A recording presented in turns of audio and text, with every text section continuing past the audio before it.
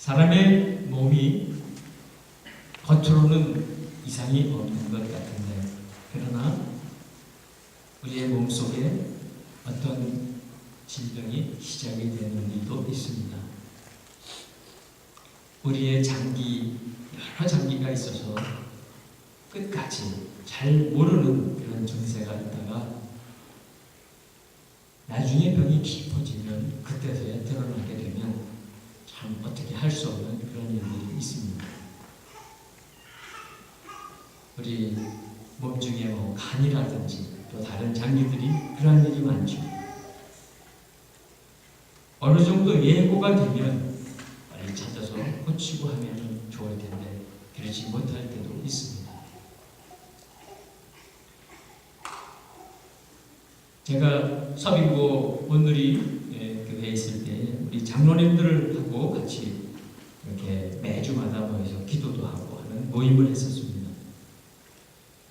장로님 한 분이 굉장히 건강하신 분이세요. 70이 넘으셨는데도 병원에 한번 입원한 적이 없었어요. 참 건강하신 거죠, 그러면?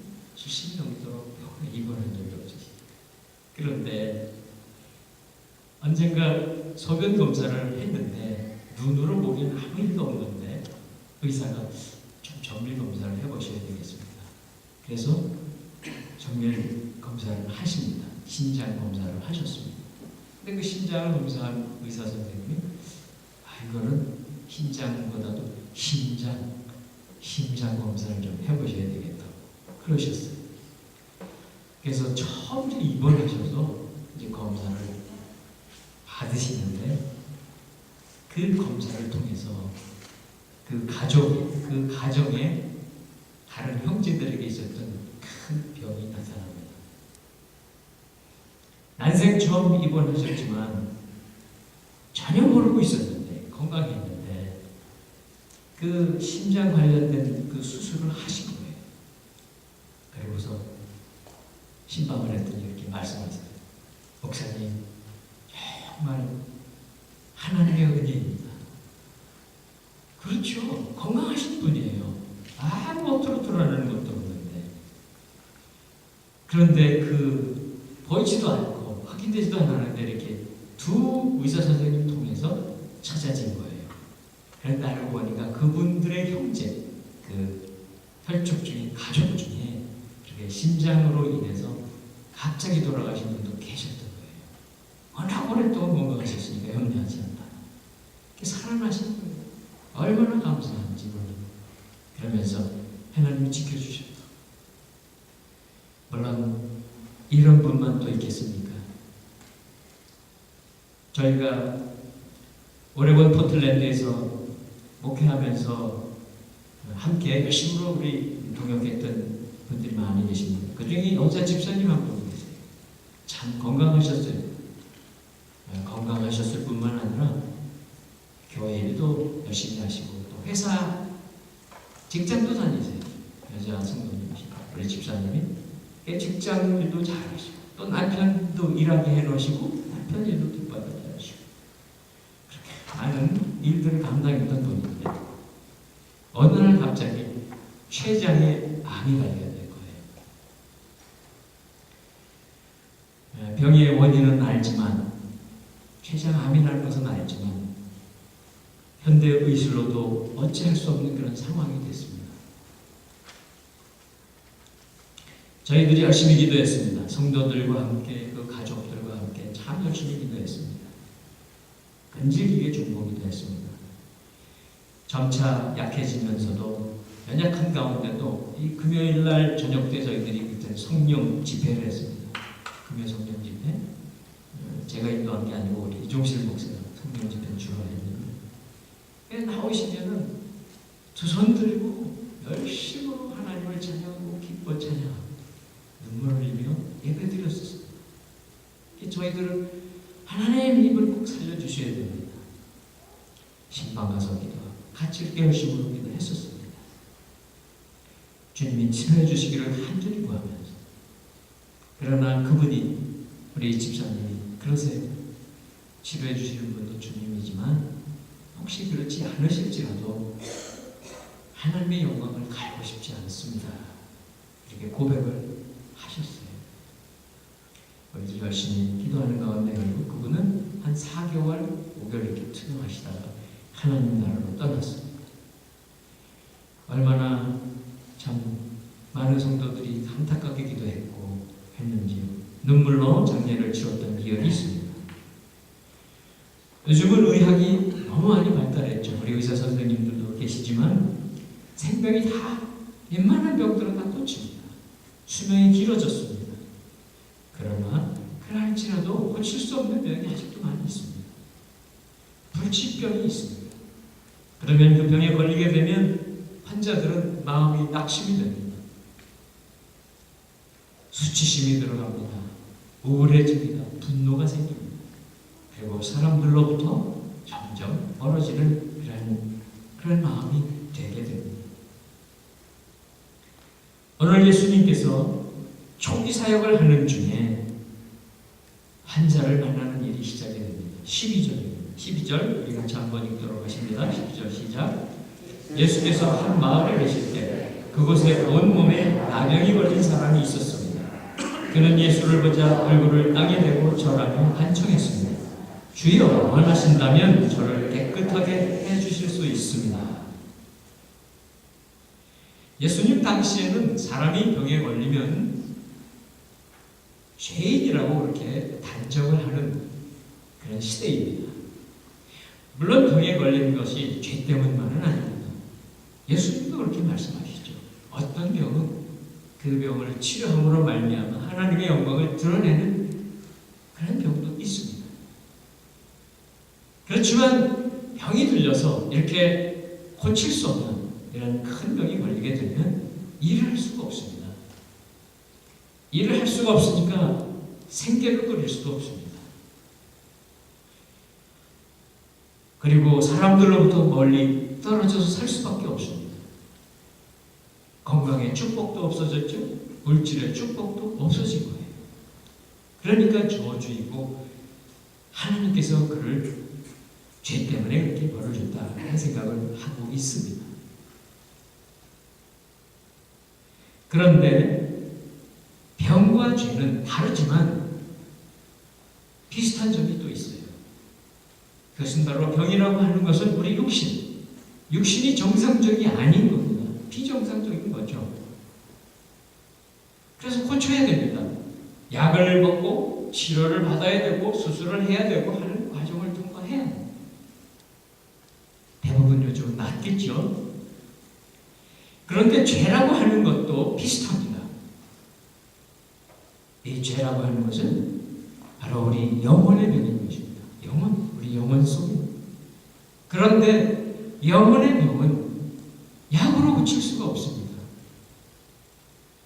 다른 방법이 없습니다. 죄도 병이기 때문에, 영혼의 병이기 때문에 치료를 받아야 합니다.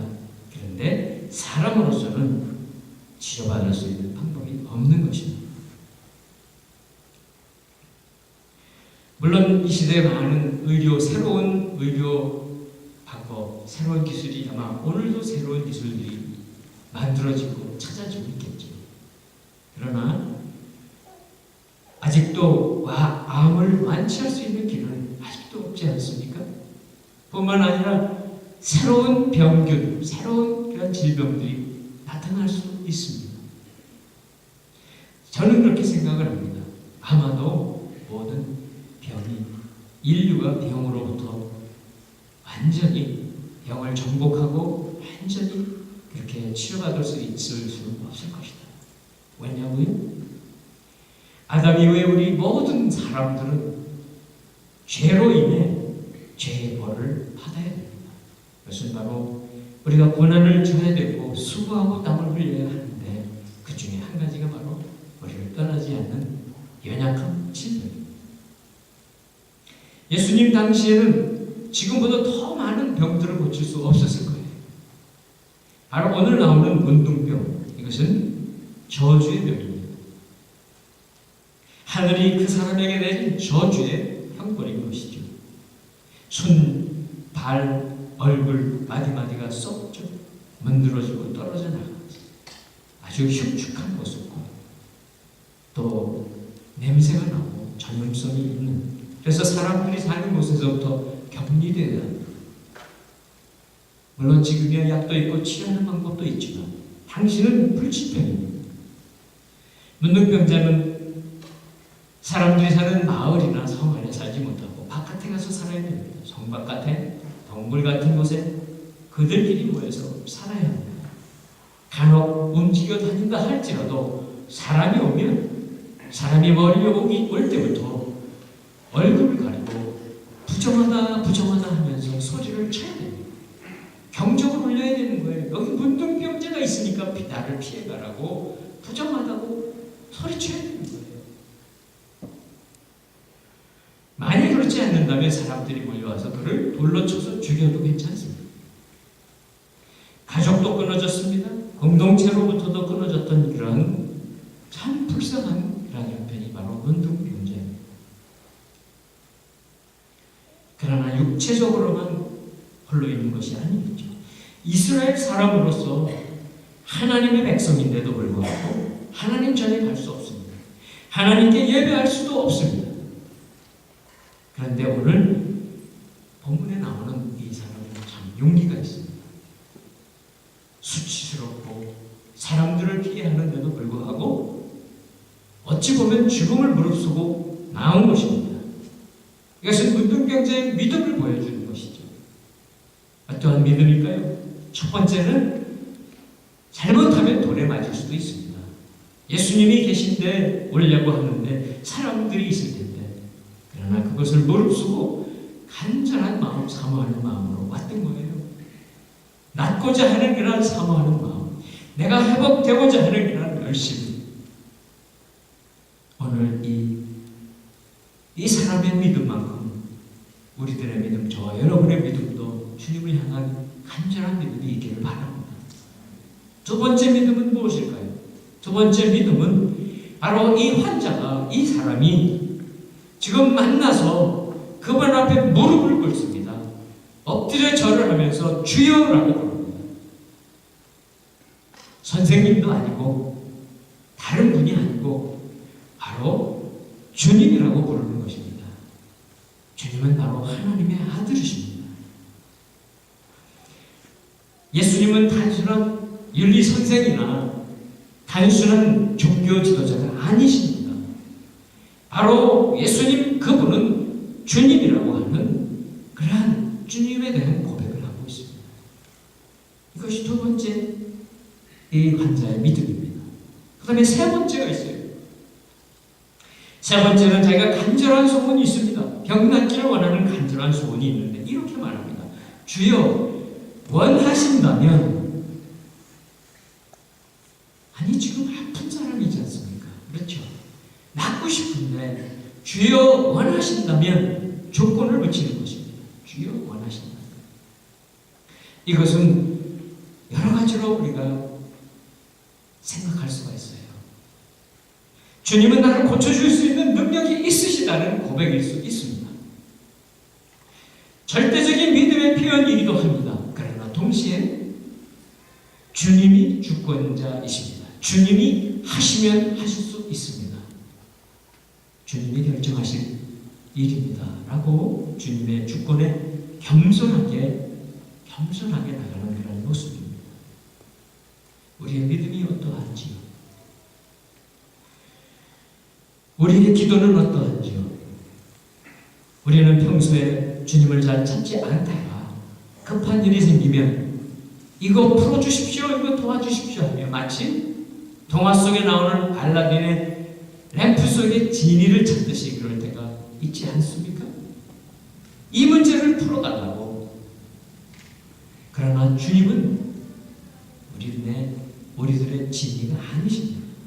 그분은 인격을 가지고 계시고 우리들과 인격적인 교제를 원하세요.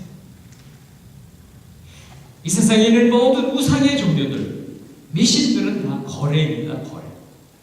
내가 열심히 빌고 복채를 내고 돈을 내면 그 우상이, 그 신이 답을 해주는, 복을 주는 그런 관계입니다. 이것은 상거래이죠. 청구서를 내고 그 청구서를 받아가겠다는 거나 주님은 우리의 청구서를 받고서 거래하시는 분이 아니십니다. 우리의 하나님이세요. 오늘 이 환자의 이야기는 원하신다면입니다. 원하신다면 바로 이 뜻의 깊은 뜻이 무엇입니까?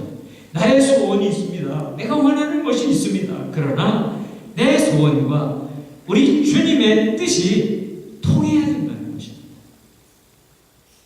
나의 소원만 가지고 하려는 것이 아니고 주님의 뜻이 통하려면 어떻게 해야 되겠습니까?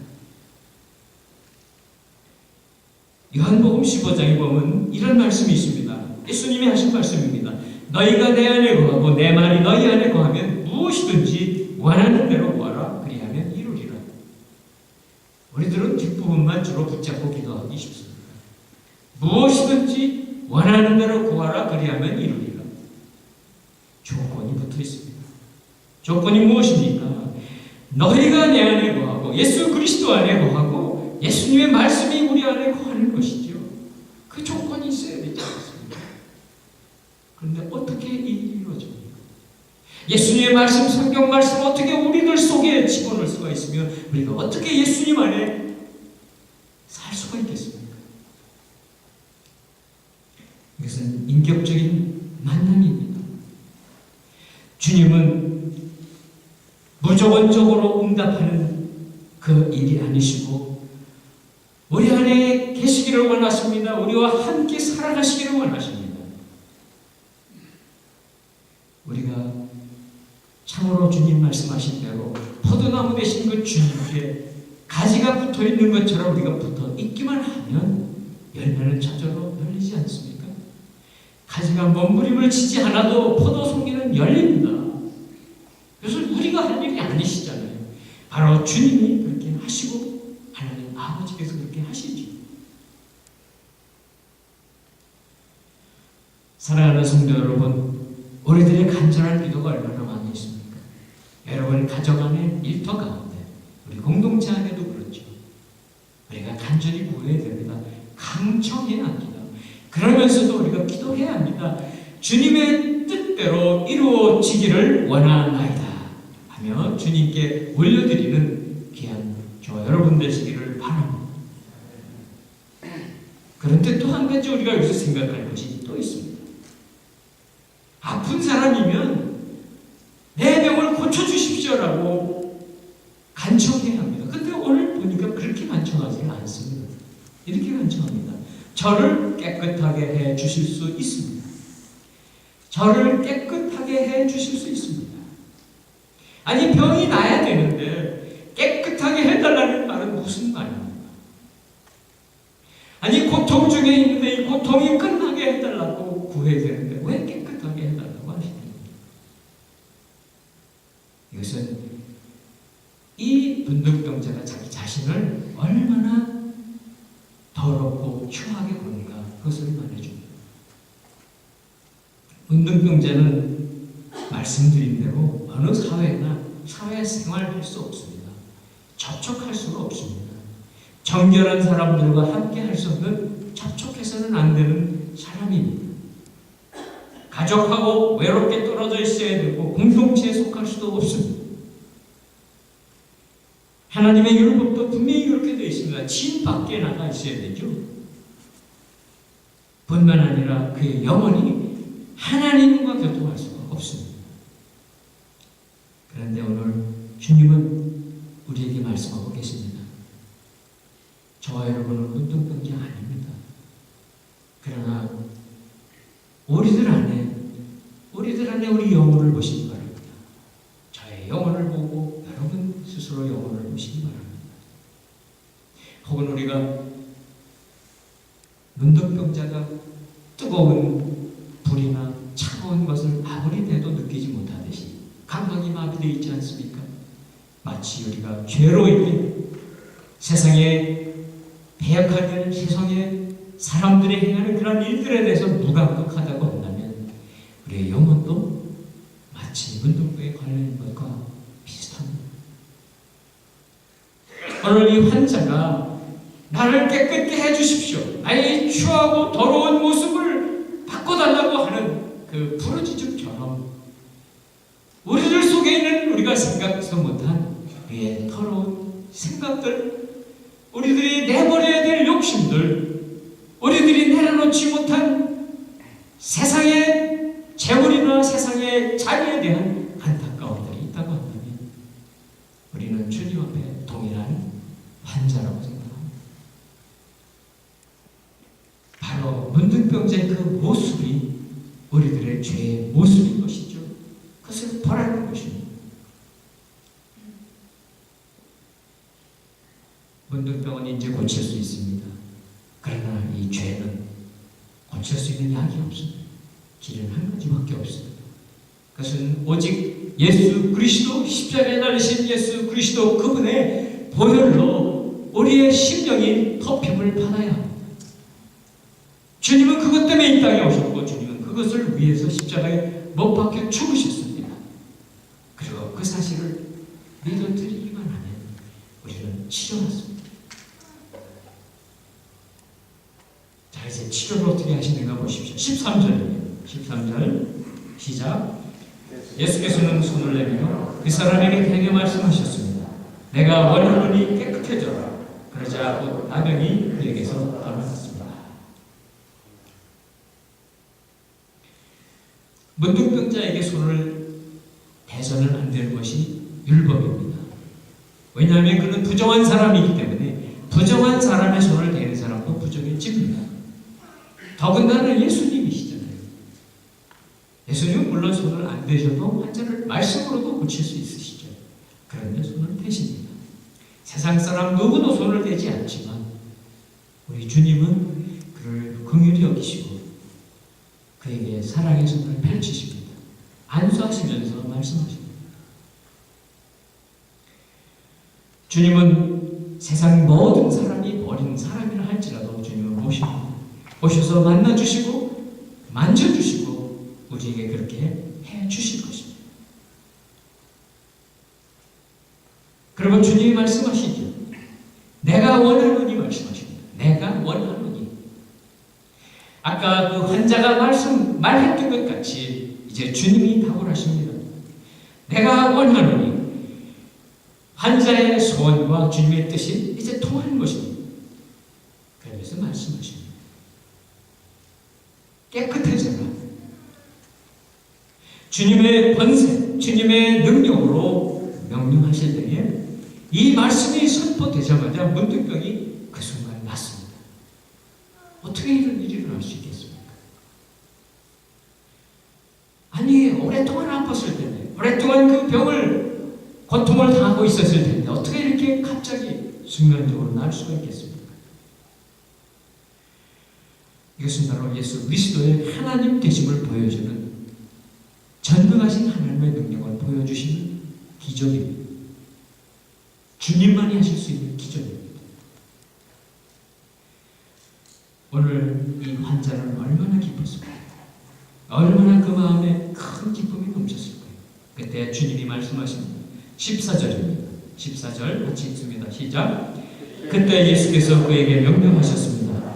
누구에게도 말하지 마라. 다만 가서 제사장에게 내 몸을 보이고 몸이 깨끗해진 것에 대해 모세가 명령한 대로 예물을 드리라. 그것이 그들에게 증거가 될 것이다.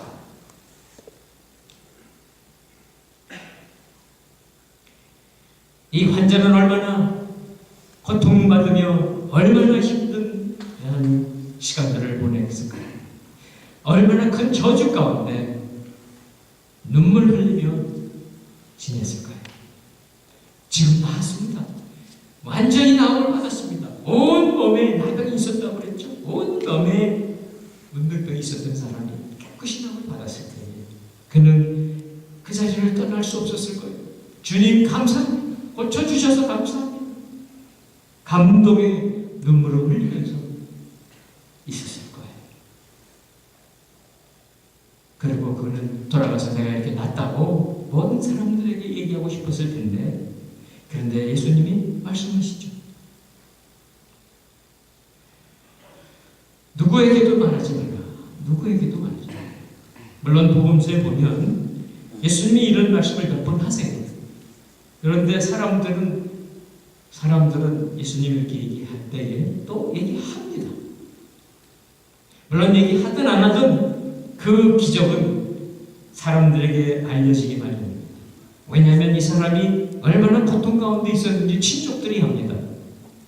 가까운 사람들이 합니다. 퍼질 수밖에 없습니다. 그러나 주님은 말씀하시죠. 아직 이 일에 대해서 얘기하지 말라고. 왜 그러셨을까요? 왜 그런 말씀을 하셨을까요? 성경에 보면 문둥병자를 고치는 일이 구약에도 나옵니다. 이렇게 신약에도 나오죠. 성경에 나와 있는 사건 중에 문둥병을 고치는 일은 매우 특별한 사건입니다. 이것은 바로 하나님의 능력이 선지자를 통해서 또 우리 오늘 예수님을 통해서 나타나는 특별히 일어나는 사인입니다. 이것은 바로 구약에 예언되었던 메시아의 오심의 표적 중에 하나입니다. 예수님은 아직은 이제 막 시작을 하신 때입니다. 제자들을 불러서 제자들을 데리고 사역을 시작하는 때입니다. 아직도 3년을 더 사역을 하셔야 될 때이기 때문에 경계를 하시는 거죠. 아마 이러한 능력이 많은 사람들에게 알려진다면 그 백성들 사이에서 우리 예수님을 지도자로 삼자. 그래서 우리가 이 땅에 기다리던 바로 다윗 같은 정치적인 메시아 그분으로 삼자라고 했을 수도 있습니다. 그러나 주님이 오신 것은 그 일을 위해 오신 것이 아닙니다. 주님은 기적을 행하시고 병을 고치시는 것이 목적이 아니라 바로 하나님의 말씀을 이 땅에 전하시면서 결국 그 끝에는 십자가를 치시는 것이 목적입니다. 그리고 여기에는 또 다른 의미가 있습니다. 이미 예수님 당시에 성전 제사장들은 다 부패한 사람들입니다. 종교 지도자들 다 부패한 사람들입니다. 아니 자기가 병을 놨습니다. 이 환자가 병이 났습니다. 예수님이 그걸 고쳐주셨습니다.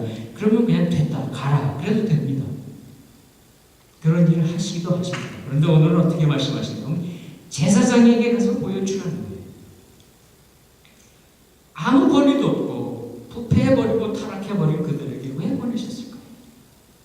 그것은 바로 주님이 그들이 아무리 타락하고 패하겠다 할지라도 하나님의 종으로서 세움받은 사람들을 존중해 주는 것입니다. 인정해 주는 것입니다. 율법 자체에 정해져 있는 그 율법을 어기려고 하시는 일이 아니십니다. 예수님은 이렇게 율법을 따라가시면서 그 일을 하게 해주십니다. 문둥병자는요, 고침 받았다는 것을 판단을 누가 해주는가? 당시에 의사가 하는 게 아니고요, 제사장이 하게 되어 있습니다. 그래서 제사장이 환자가 오면 확인하고 일주일 동안 나가지 못하게 하고 가둬둡니다. 그리고 나서 일주일 후에 다시 확인합니다. 이것이 정말 아물고 있는가, 더 병이 더 커지고 있는가. 그래서 확인한 다음에 일주일 후에 그에게 치료가 다 됐다고 하는 절차를 밟습니다. 그리고 정결의 제사를 드리게 이렇게 해주십니다. 바로 주님은 그 절차를 밟으라고 그러면서 우리 주님이 어떠한 일을 하셨는가 제사장들에게 알려지게 해주십니다. 사실 제사장들을 물었을 것입니다. 도대체 누가 이것을 이렇게 고쳤는가? 어떻게 고쳐졌는가? 물어봤겠죠. 예수라는 분이 저를 고쳐주셨습니다 라고 말했을 것입니다. 그러면 알았을 거예요. 그분이 어떤 분이신지를 알았을 거예요. 그런데도 불구하고 결국 종교 지도자들은 예수님을 핍박하고 고문하고 십자가에 못 박습니다. 15절 읽고 15절 읽습니다. 15절 시작. 그러나 예수에 대한 소문은 더욱더 퍼져나가 많은 사람들이 그분의 말씀을 듣고 병도 고치려고 모여들었습니다. 당연하겠죠. 문둥병자가 고쳤습니다. 다른 문둥병자도 왔을 것입니다. 다른 육신이 연약한 사람들이 다 모였을 것입니다. 예수님은 때로 사람들을 일일이 고쳐주시기도 합니다. 그러나 다 고치시는 것은 아닙니다. 물론 주님께서 이렇게 능력이 나타나고 소문이 퍼져졌을 때에 사람들이 구름대같이 몰려와서 예수님을 따르는 사람들이 많아지면 사람들의 추종과 환호를 받으면서 일하실 수 있겠죠. 그러나 하나님은 그 일을 위해서 위해서 독생자를 이 땅에 보내시지 않으신 거예요.